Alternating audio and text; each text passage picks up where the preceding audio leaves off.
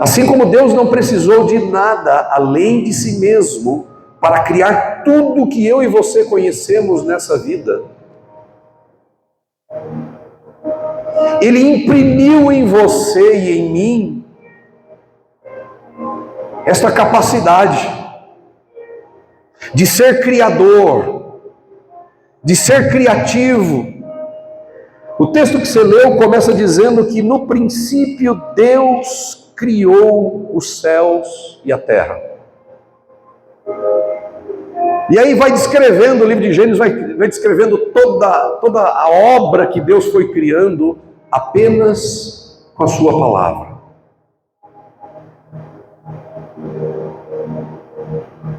E você viu aqui breves relatos deste poder criativo de Deus, desse poder criador de Deus. E a última coisa que Ele cria sou eu e você. De fato, Adão e Eva. Adão significa homem. Na verdade, Adão significa macho. Deus criou homem, macho, e Deus criou Eva, mulher, fêmea. As pessoas podem se debaterem, as pessoas podem estribucharem, as pessoas podem ir para as redes sociais, podem ir para programas de televisão, as pessoas podem ganhar prêmio Nobel de Ciência, as pessoas podem defender ideologias e políticas e etc. E Deus vai continuar dizendo: eu criei homem e mulher. Este é um assunto para outro momento, mas foi isso que Deus fez. Eu não sei você, eu não discuto com ninguém sobre esse assunto, porque a pessoa vai perder. Ou melhor, eu acho que eu deixo ela ganhar. Eu nunca discuto essas questões. E por que eu não discuto essas questões? Porque Jesus não discutiu. Quando a gente sabe o que a gente não discute. A gente não cria polêmica. A gente dá o direito das pessoas acreditarem no que quiserem. Depois elas que arquem com a responsabilidade da sua crença. Depois elas carreguem a responsabilidade das suas escolhas. E Deus criou o ser humano, Adão e Eva, e colocou no jardim. Só que Deus disse isso sobre o homem. No versículo de número 26, aí do mesmo capítulo 1, diz assim, 26 e 27. Então disse Deus: façamos o homem a nossa imagem e conforme a nossa semelhança, domine ele sobre os peixes do mar, sobre as aves dos céus, sobre os grandes animais de toda a terra, sobre todos os pequenos animais que se movem rente ao chão. Deus criou o homem à sua imagem. A imagem de Deus criou homem e mulher, os criou. Deus criou a gente igual a Ele, igual na essência.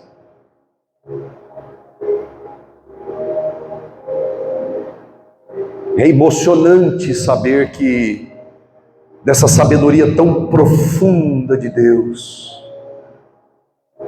tão inexplicável, que Ele é capaz de falar algo e esse algo vir a existir. É uma coisa que o meu cérebro pequeno não consegue entender, a não ser por revelação divina. Mas Deus criou tudo e deu ao homem o que não deu a nenhuma das suas criaturas, a imagem dele. Deus compartilhou somente conosco. Deus compartilhou somente com você a imagem dele, com ninguém mais. Deus não compartilhou a sua imagem com nenhum ser criado, nem no céu, nem na terra, e nem debaixo da terra, nem nas águas. Deus não compartilhou sua imagem, sua essência com nada mais. Deus não compartilhou sua essência com coisa nenhuma. Mas ao homem, a você, Deus compartilhou a essência dele. Com Adão e Eva, ele disse: façamos o homem a nossa imagem, a nossa semelhança. E Deus os criou, a sua imagem, a imagem de Deus os criou. É um trocadilho de palavra para reforçar o fato de que eu e você somos como Deus é. Uma das coisas que levou Jesus à cruz foi o fato de que ele se igualou a Deus. Teve vários motivos do ponto de vista da cabeça dos judeus pelos quais eles deveriam matar Jesus. Um dos motivos na cabeça dos judeus da época que deveriam e deu razão para crucificar Jesus é porque ele se dizia filho de Deus. É porque ele se igualava a Deus. E numa dessas conversas com os fariseus da época de Cristo, onde ele disse que era filho de Deus e ele se igualou a Deus, Jesus puxou um texto dos Salmos e disse: vocês não leram o que o Criador nos fez? E aí Jesus puxa o texto e diz: ele nos fez deuses. Imagina, Jesus, da boca do Cristo, falando há mais de 2000 anos atrás com pessoas que iriam crucificá-lo, porque ele fazia coisas boas às pessoas, ele veio para criar uma nova realidade, trazer uma nova dimensão para a humanidade, que havia caído, que estava em frangalhos, que estava escrava, que vivia derrotada. Jesus veio fazer coisas boas, e porque ele dizia que era igual a Deus, filho de Deus, as pessoas julgavam que ele deveria morrer, porque não pode. E aí Jesus puxa esse texto e diz: vocês não leram nas Escrituras que Deus nos fez deuses?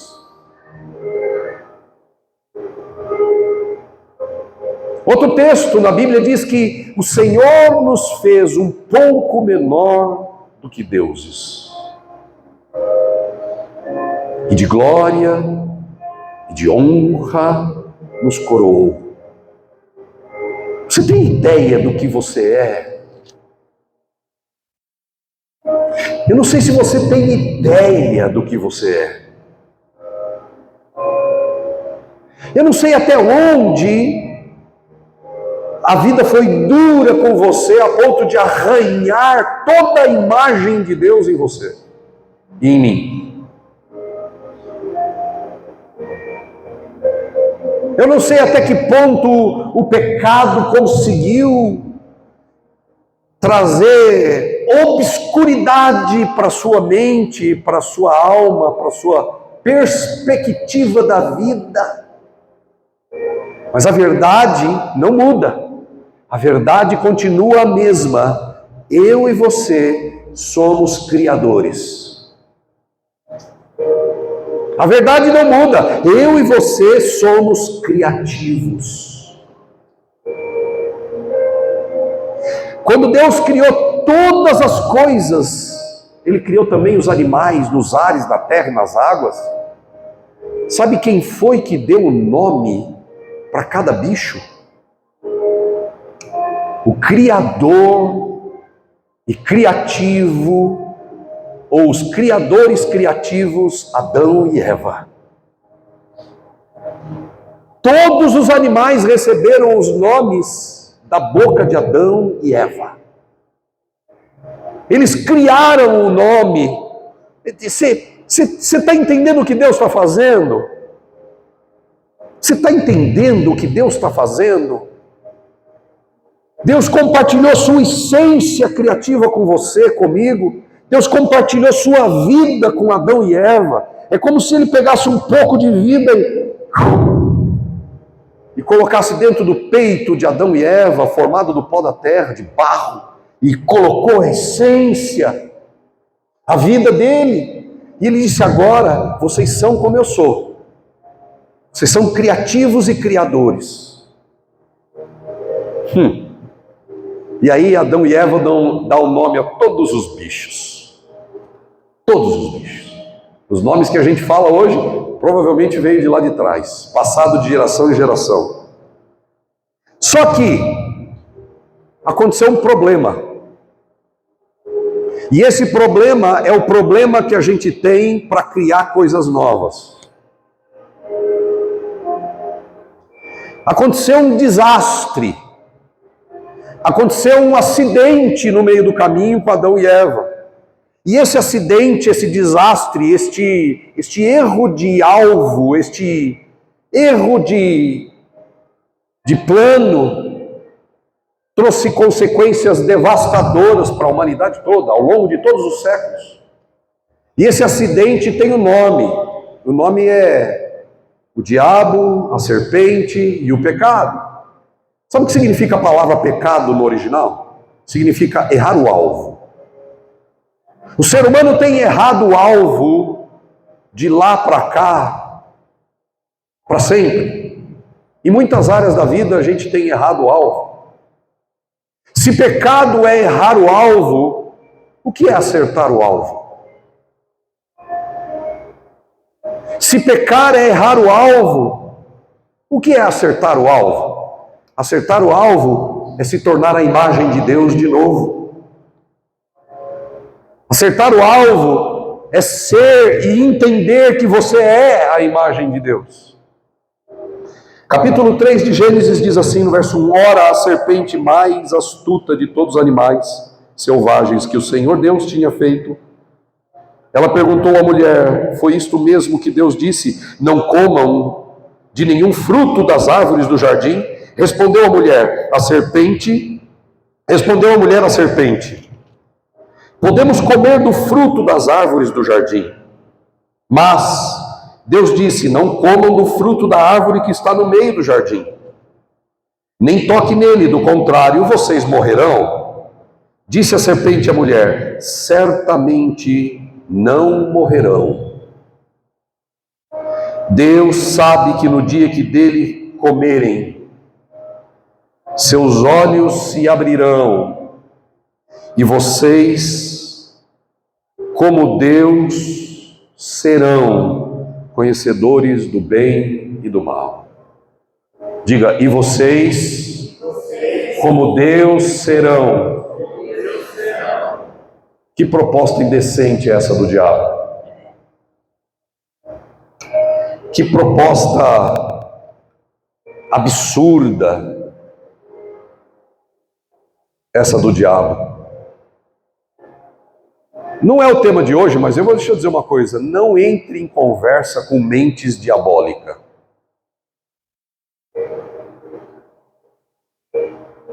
Não entre em diálogo, não tente conversar, não tente convencer quem não quer ser convencido. Não tente converter gente que está convertida a fazer o mal. Não julgue que você tem esse poder.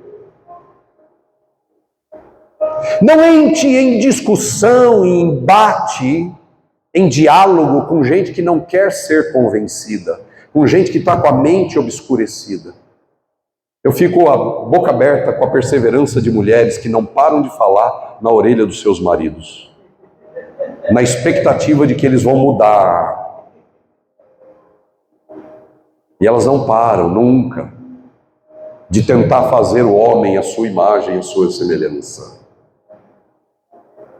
Deus criou o homem à sua imagem, à sua semelhança. E a mulher disse, não ficou tão bom assim, vou fazer meu marido à minha imagem e à minha semelhança. Brincadeiras à parte, não entre em diálogo tentando convencer ou mudar a mente de quem está comprometido em trazer destruição, ou vive na obscuridade, na escuridão, decididamente.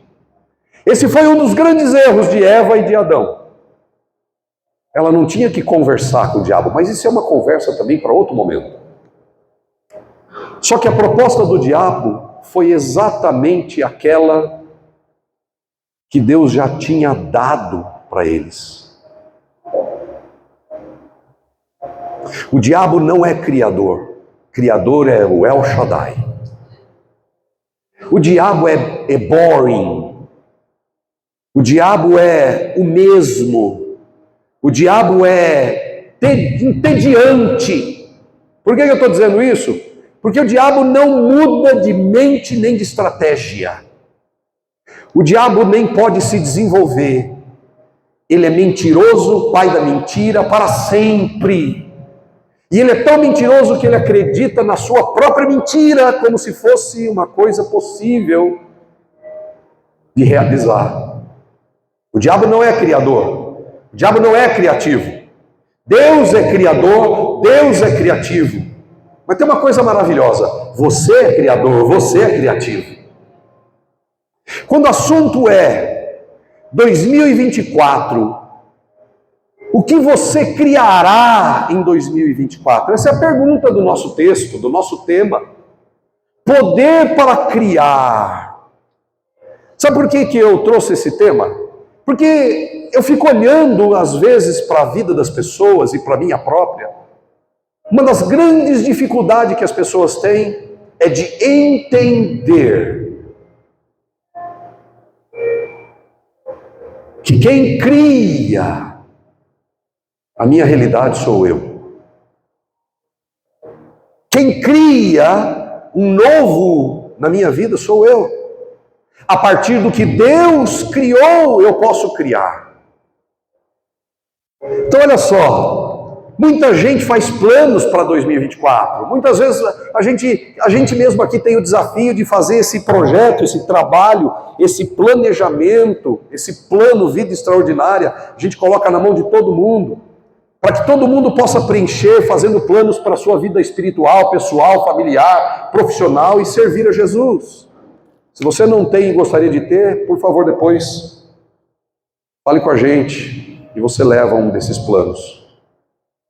Mas sabe que muita gente tem um entendimento errado sobre planejar. Planejar é importante.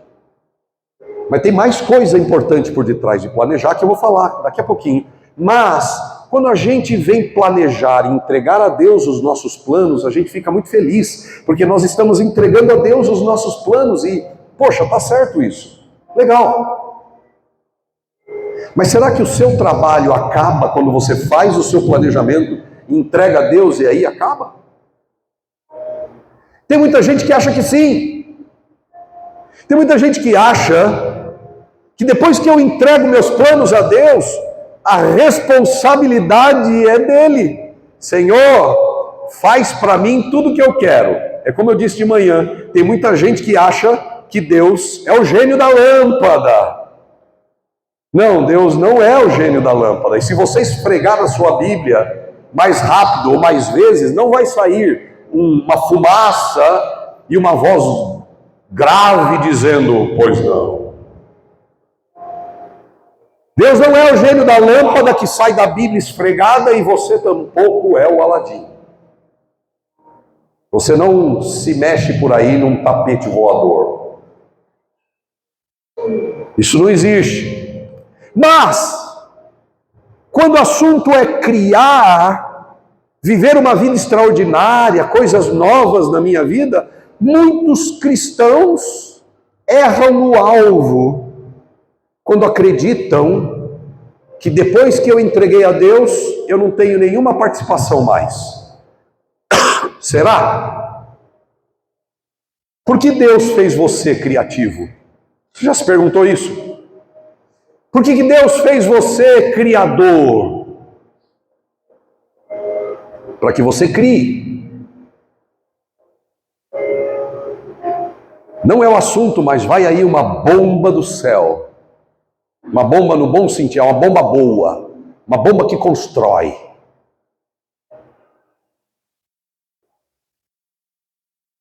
Deus fez você com capacidade de criar algo novo para a sua vida. Deus fez você com capacidade de criar uma vida extraordinária. E se você crer nisso e praticar isso, você pode criar qualquer vida que você quiser. Parece até propaganda de internet. Faça o curso X e crie a vida que você deseja. O problema desses cursos de internet é que eles são, como muitos deles, tá? Sem criticá-los demais, mas muitos desses cursos são guias cegos. Eles não sabem de verdade o que estão falando. Eles têm uma noção, uma fagulha de um entendimento de que a gente pode criar coisas. Mas eles não sabem como, nem a partir de quê. Você pode saber. E você pode ser alguém criativo. Você pode fazer um 2024 de verdade extraordinário e novo. E é você quem faz. É a partir de você que Deus fará as coisas acontecerem. Esse é um grande segredo que as pessoas que vivem na escuridão ignoram. E quando a gente ignora o real poder, e o tema é poder para criar, quando a gente ignora o real poder, sabe o que acontece? A gente aceita poderes réplica. Já usou um relógio réplica? Já comprou uma réplica de uma bolsa Louis Vuitton? Você já teve alguma coisa réplica? Talvez sim. Vamos ver quem tem coragem de admitir. Quantos aqui já compraram alguma réplica? Nem que for de meia da Lacoste, vai. Camisa da Tommy Hilfiger. A gente é especialista em réplica. Por que tem réplica? Porque existe o verdadeiro. Mas em se tratando do poder para criar, eu não quero que você fique com a réplica. Eu quero que você fique com o real poder para criar coisas novas para a sua vida. Onde é que estão? Sabe, gente, nós temos duas coisas diante de nós. Você pode, o que a maioria das pessoas fazem, você pode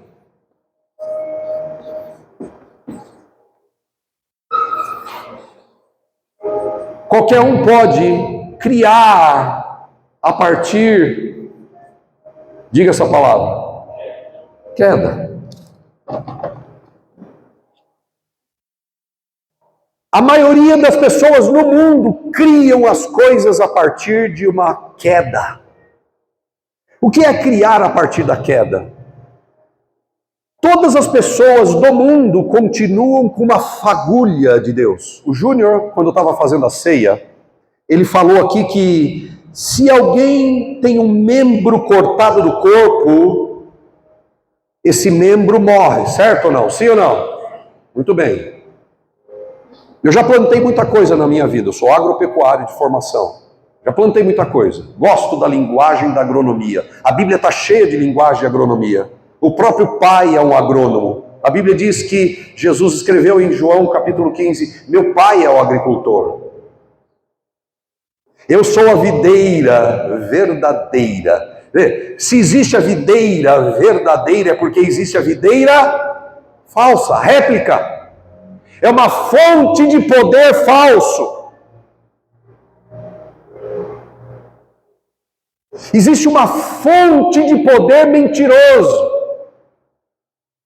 Existe uma fonte de poder criativo que não é de verdade. E onde é essa fonte de poder criativo de mentira? É criar a partir da queda. Pessoas, como o Júnior descreveu, com um membro cortado do corpo, morre, mas leva tempo para morrer. Muitas vezes eu tive que cortar uma árvore. E se você corta uma árvore, vocês estão andando aqui em São Paulo, nós estamos vivendo uma época de chuva, e você vê árvores e galhos quebrados para todo lado por causa do vendaval e das forças das chuvas e dos ventos. Outro dia o tatuapé estava todo quebrado aí. Eu tive que sair desviando de árvore. Me senti no Jurassic Park. Exagero. Entende, irmãos? Só que depois que a árvore cai, depois que a árvore quebra, depois que o galho sai da árvore, não seca assim, feito mágica. E esse é o problema. Depois que a árvore cai, depois que o galho quebra, continua ainda com uma certa vida. O braço cortado do corpo continua ainda com uma certa vida. Tem aqui um quase médico, eu não sei quanto tempo dura um braço com aparência de vida ou com uma certa flexibilidade de vida, eu não sei quanto tempo fica, mas deve durar algum tempo. Se tiver em mente, pode falar aí, Mateus. Não sabe, tudo bem. Depois dessa vai ter que perguntar ao Google. Mas eu sei que depois que é cortado fica um pouco vivo. Ainda tem uma certa fagulha de vida. E tem muita gente, a maioria das pessoas no mundo estão criando a partir da queda. Criando coisas, criando propostas. Mas elas estão criando a partir de coisas que não são vida de verdade. Tem muita gente criando réplica de vida, mas não é vida.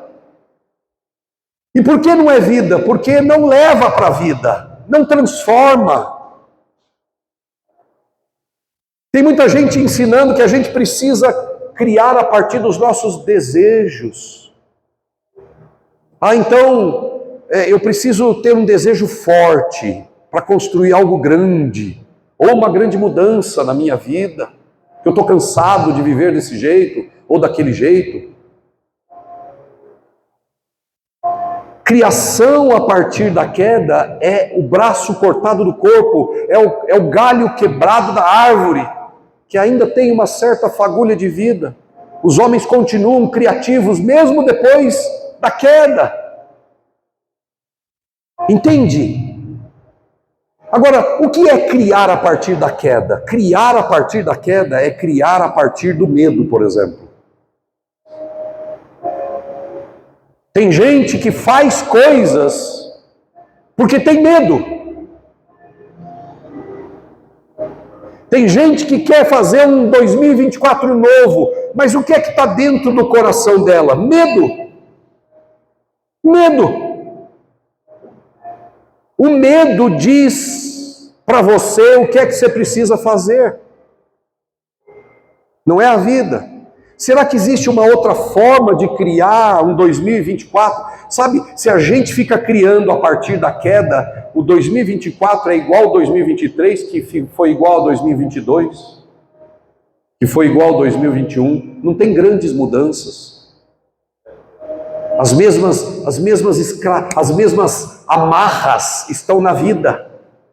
A mesma atitude, o mesmo coração, a mesma mentalidade, os mesmos frutos. Os mesmos resultados. Por que você já parou para pensar por que a vida às vezes não muda do jeito que a gente gostaria? Por que a vida não muda do jeito que a gente gostaria? Por que de verdade a gente não muda e vive coisas de verdade novas que só eu e Deus sabemos que nós queremos? Só você e Deus sabe o quanto você quer algo novo para a sua vida. Mas por que não acontece nada grandioso? Por quê? Porque muitas pessoas estão criando a partir da queda. E o que é a queda? É o medo. Medo. O que é que você pode criar de bom quando você faz o que faz porque está com medo de alguma coisa? Entende isso? Como é que alguma coisa vai ser nova se você cria a partir da amargura? Se dentro de você tem amargura,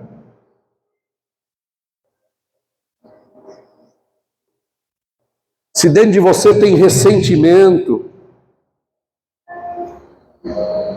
se dentro de você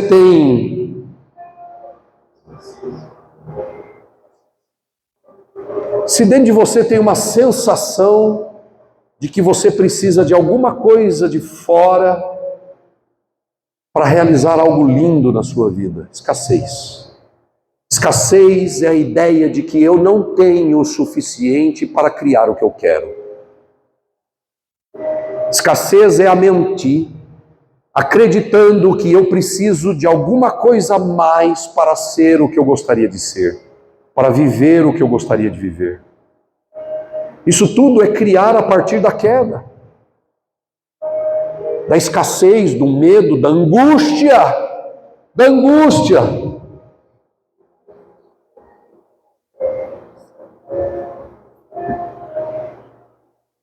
E o que dizer de criar a partir da ansiedade? Eu estou ansioso, ansioso, ansioso. O que é que está deixando você ansioso? Preocupado com o futuro? Como é que você vai criar algo bom, maravilhoso, extraordinário, se a base é ansiedade? Se de verdade o que você está é ansioso para viver aquilo. Eu quero aquilo e eu estou chateado. Sabe por que é um problema? Deixa eu falar sobre isso. Por que isso aqui é um problema? Por que isso aqui é um problema? Jesus disse, não andeis ansiosos. Podemos repetir isso? Não andeis ansiosos. Veja, Jesus disse que a criação, tudo que você fizer na vida, motivado por ansiedade, é criar a partir da queda. É criar a partir de uma árvore quebrada, de um galho cortado. O diabo quis fazer uma coisa. Muitas pessoas acham que o grande objetivo do diabo era levar o homem ao pecado. A maioria das pessoas na face da terra, incluindo os cristãos, acham de verdade que o grande plano do diabo era levar o ser humano a pecar. O diabo tentou levar o homem ao pecado no jardim do Éden e conseguiu. E eu disse para você que o diabo não tem criatividade. X mil anos depois, está lá o Messias. E o que o diabo vai oferecer para ele? De novo, uma tentação, só que agora não é no jardim, é no deserto. É a mesma coisa, a mesma proposta. Mas o grande plano de Satanás, o grande plano do tinhoso, está por debaixo do pecado. O grande plano do diabo não é levar você a ir ao pecado. O grande plano do diabo é roubar de você a imagem do seu pai. O grande plano do diabo é levar você a acreditar que você não é a imagem de Deus. O grande plano do diabo é fazer você sentir que você não é e não pode ser a imagem de Deus. Que você é pequeno, que você é pecador, que você é miserável, que você não pode criar nada, porque te falta tudo. O grande plano do diabo é pegar você e distanciar. Esse é o plano do diabo. Ele quer pegar você e distanciar você de Deus. Porque, sabe, gente, o problema da gente de verdade não é o pecado. Não é o pecado. O problema da gente é a distância de Deus. A distância de Deus é o problema. É estar fora da videira que é o problema. É estar longe de Deus que é o problema. E isso é o que o diabo quer fazer com a gente. Fazer você virar as costas para Deus. Porque se você virar as costas para Deus, você perde o poder de criar. Você esquece de quem você é. Eu falei de manhã, não sei, quantos aqui assistiram o primeiro filme do Rei Leão, o primeiro desenho do Rei Leão? Quantos assistiram? Que coisa horrível vocês que não assistiram. Como que você pode não assistir o Rei Leão? Deixa eu ver, levanta a mão, quantos assistiram o Rei Leão? Assistiram, agora então você estava de mão baixada, por quê? Fazendo pegadinha comigo. Olha só, no filme Rei Leão, o desenho, tem alguns personagens. Tem o pai, o Simba. Tem o leãozinho, que eu não lembro o nome dele, que é o quê? Ou o Simba é o filhote? Eu não lembro agora. Acho que Simba é o filhote. Enfim, tem o pai leão, tem o tio leão do mal, o Satanás, tem o leãozinho, E aí, o que acontece é que o Satanás queria pegar o leãozinho e matar, mas ele não pôde matar, então o que ele fez? Ele criou uma artimanha para separar o leãozinho filhote do leãozão, do pai. Separar o leãozinho da matilha, do bando. Matilha não, do bando de leões. E ele conseguiu. E aí, o filhote ficou perdido. E aí ele ficou sem saber para onde ir, não ouvia mais o pai, nem o bando, nem onde estava. E aí ele encontrou uns personagens interessantes. Ele encontrou o Pumba, que é um javali. Ele encontrou o Timão, que é um suricato, eu acho. E tinha outro lá, não tinha? Não, era só o Pumba e o suricato, que era o... como ele chama? Timão. E aí o leãozinho, como foi ficando longe do leãozão pai, ele foi se aproximando do Pumba e do Timão e começou a querer viver como eles viviam. Só que o Pumba e o Timão comem plantas e lesma e besouros e minhocas. E um dia, essa cena para mim é marcante, chocante. Um dia, o Pumba estava com fome e ele estava andando no meio do mato e estavam os três juntos e ele vê lá um monte de lesma, de minhoca, tudo junto, e ele mete a boca naquele, uau! Parecia que ele estava comendo uma pizza de 4 queijos. Encheu a boca de minhoca, ficou até umas para fora assim. Nojento, né?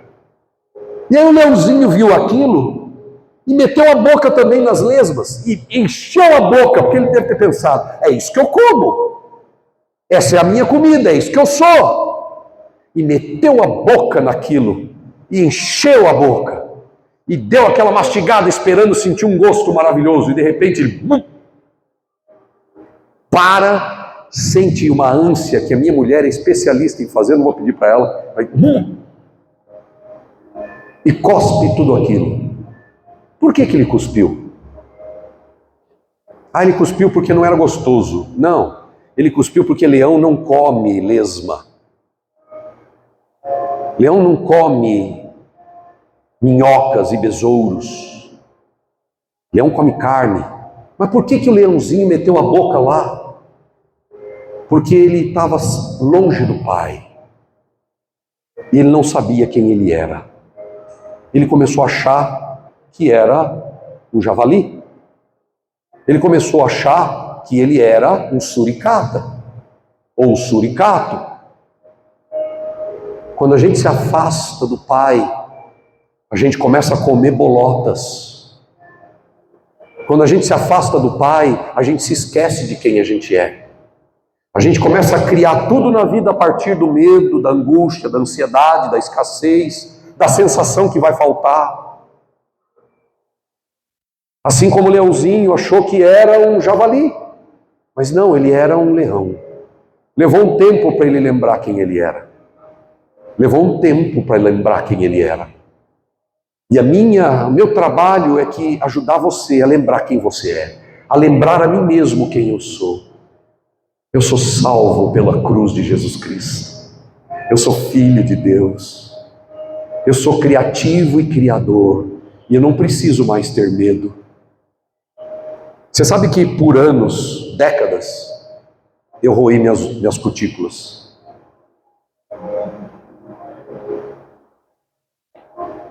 Por décadas. Eu vivi coisas muito difíceis na minha vida. E vieram coisas na minha vida que eu não esperava que viesse de onde veio. E que me jogaram no meio do mato para comer minhoca. E eu comi minhoca por bastante tempo. E eu achei que eu era comedor de minhoca. E eu roía cutículas por muito tempo, décadas. Sabe, morder cutícula, nunca roí unha, mas eu mordia cutículas. E vocês não têm ideia quantas vezes eu orei, Senhor, me ajuda a parar de roer cutícula.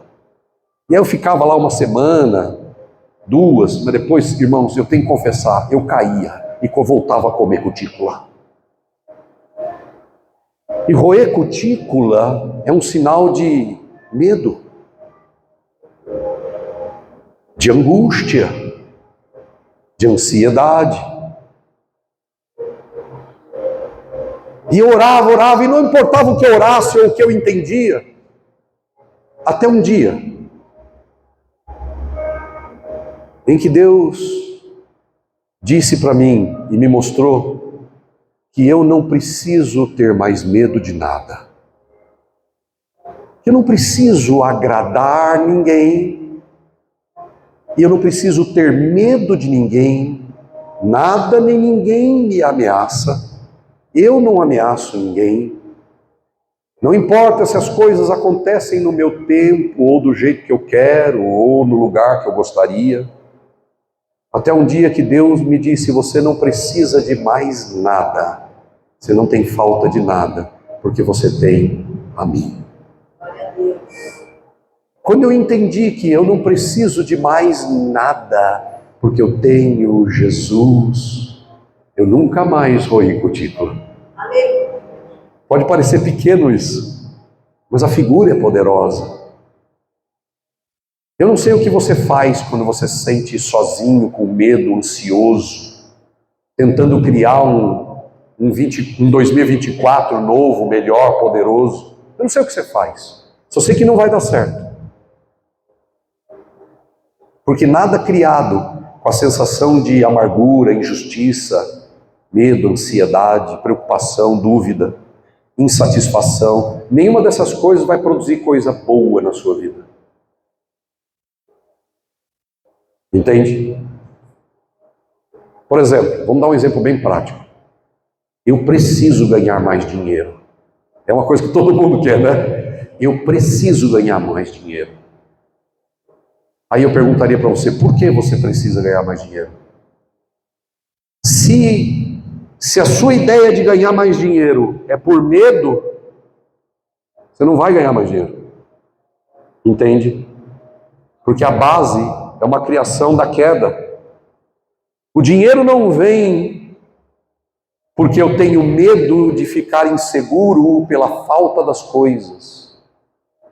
Quando eu sinto medo que vai me faltar alguma coisa, eu me afasto de Deus. Por quê? Porque em Deus não falta nada.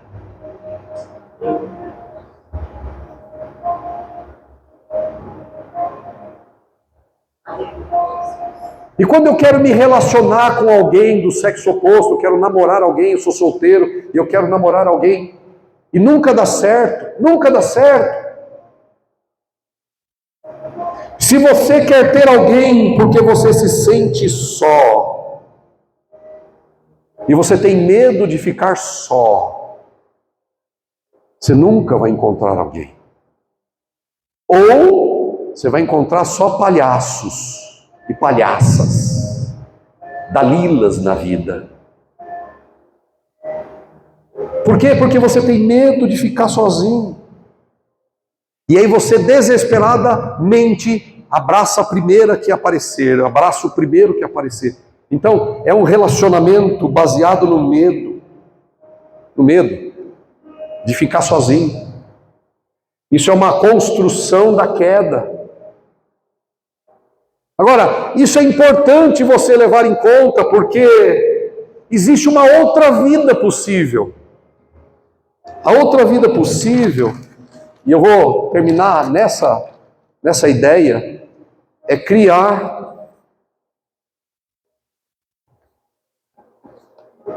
a partir, diga isso, criar a partir da vida. O diabo quis afastar você e a gente tem vivido afastado de Deus tempo demais, mesmo dentro da igreja. Mesmo dentro da igreja. Afastado de Deus por tempo demais. 2024 precisa de você, mas precisa de você crendo e se aproximando cada vez mais do Criador, do Pai. Porque quanto mais você volta, qual foi o grande trabalho de Jesus na terra? Essa aqui vai ser para dar um nó na cabeça. Eu sei que vai dar um nó na cabeça de muita gente. Que bom, Junião. Ele fala que eu fico dando nó na cabeça das pessoas. A Igreja Apex é um lugar para as pessoas evoluírem de verdade, crescerem de verdade. Quem não está afim de fazer exercício mental e do coração, não vai ser membro da igreja, não vai conseguir ficar aqui. Porque aqui é o lugar onde eu provoco vocês a voltarem para Deus. Eu vou provocar você até o fim do nosso tempo. A maioria das pessoas pensa que Jesus veio para cá para salvar a humanidade. Ele veio para morrer na cruz e ele morreu na cruz para salvar. Não, Jesus não veio para o mundo para salvar. Mas ele disse, pastor, que eu vim para salvar o mundo e não para condená-lo. É verdade, mas salvar significa o quê? Ele veio salvar você para quê e de quê? Ele veio salvar você da queda, para que você pare de criar a partir do medo. Ele veio salvar a eu e você da mentalidade do medo, da construção do medo, da angústia, da escassez. Ele veio salvar a gente da morte. Mas ele não veio para salvar de fato. A intenção de Jesus também é mais embaixo. Ele veio para restaurar o seu relacionamento com o Pai, com o Criador. E sabe o que estava no meio entre você e o Pai?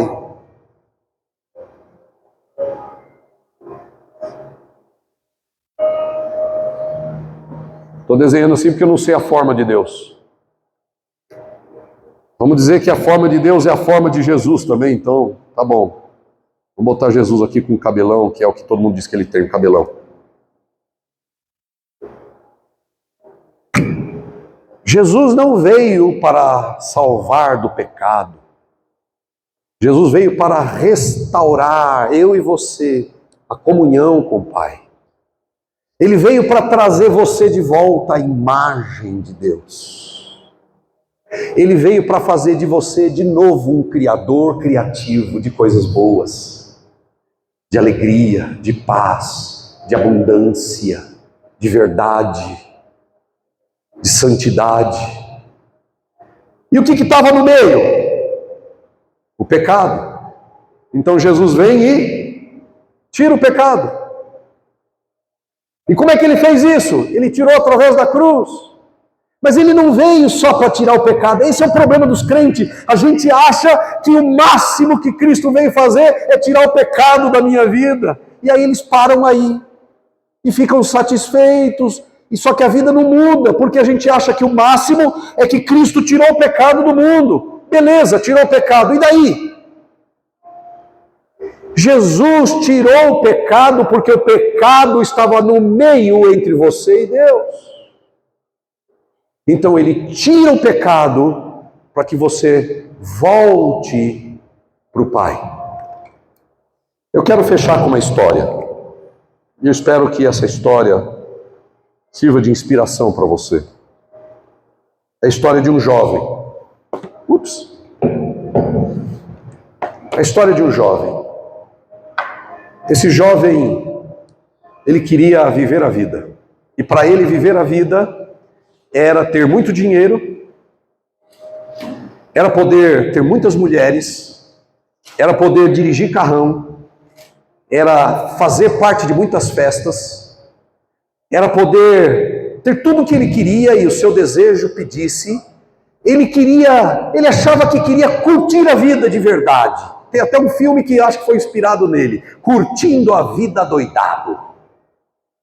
E para ele, isso seria viver a vida, isso seria uma vida boa, eu ter tudo o que eu quero. Então ele chegou para o pai e falou: pai, para isso eu preciso da minha parte do dinheiro. Para eu fazer essa vida acontecer, eu preciso da minha parte do dinheiro. E o pai falou: tá bom, tá aqui o dinheiro. E aquele jovem pegou o dinheiro e foi curtir a vida. Esse é o problema da queda. A gente acha que viver é ter coisas. A gente acha que viver é possuir coisas, ter dinheiro, e etc. E aquele jovem foi gastando tudo, gastando com mulher, com carro, com festa, com bebida, com comida, só que o dinheiro acabou. O dinheiro acabou. E um dia ele sentiu uma crise. Você sabe que toda sensação de insatisfação é boa. Se você olhar para ela do jeito certo, quando você se sente que algo está faltando, que isso que você tem não está satisfazendo, é o Pai dizendo para você, só eu posso satisfazer. Então eu preciso entender certo. E aquele jovem sentiu insatisfação, mas ele sentiu mais que isso, ele perdeu tudo, ele gastou tudo. E o que aconteceu com o jovem precisa acontecer com a gente várias vezes. Diz o texto da Bíblia que o jovem caiu em si. Diga. O que é cair em si? É acordar. Acordar. E quando ele acordou, ele disse uma só coisa: eu preciso voltar para a casa do meu pai. Os motivos dele não interessam. Mas ele disse, eu preciso voltar para a casa do meu pai. Porque ele poderia ficar lá por orgulho, por não querer voltar, etc. Mas ele disse, caindo em si. Cair em si é acordar para a vida. Eu preciso voltar para a imagem de Deus. Meu irmão, criar algo novo em 2024 depende de você voltar para o Pai. E deixar a imagem dele crescer dentro de você. Porque em Deus não falta nada. Eu abri esse culto perguntando o que Deus precisou para criar tudo que a gente vê hoje. Nada. E você não precisa de nada. É tudo mentira. Dizendo que você precisa de dinheiro, de segurança, de carro, de casa, de homem, de mulher, de cultos, de campanha de cura, disso, daquilo. Você não precisa de nada. Se Deus não for suficiente para você, nada será. O que eu e você precisamos é voltar gradativamente, constantemente para o Pai, para que a imagem dele cresça dentro da gente. E quando eu estou perto do Pai, crescendo na imagem dele, eu vou entender que eu não preciso de nada. Eu crio as coisas a partir de mim, de mim, de mim. Criar a partir de Deus é entender que eu não preciso de nada, porque Deus manda o que eu preciso. Amém? Mas se você não criar a partir de Deus, você sempre vai achar que precisa de alguma coisa. Daquele contato, daquela pessoa, daquele dinheiro, daquela influência. Você sempre vai achar que precisa de alguma coisa fora de você. Você não precisa de nada fora de você, porque Deus é suficientemente provedor. Se você crer nisso, sua vida vai mudar. Vamos ficar de pé. Falei bastante hoje. Não era para falar tanto. 45 minutos. Amém. Deus abençoe você.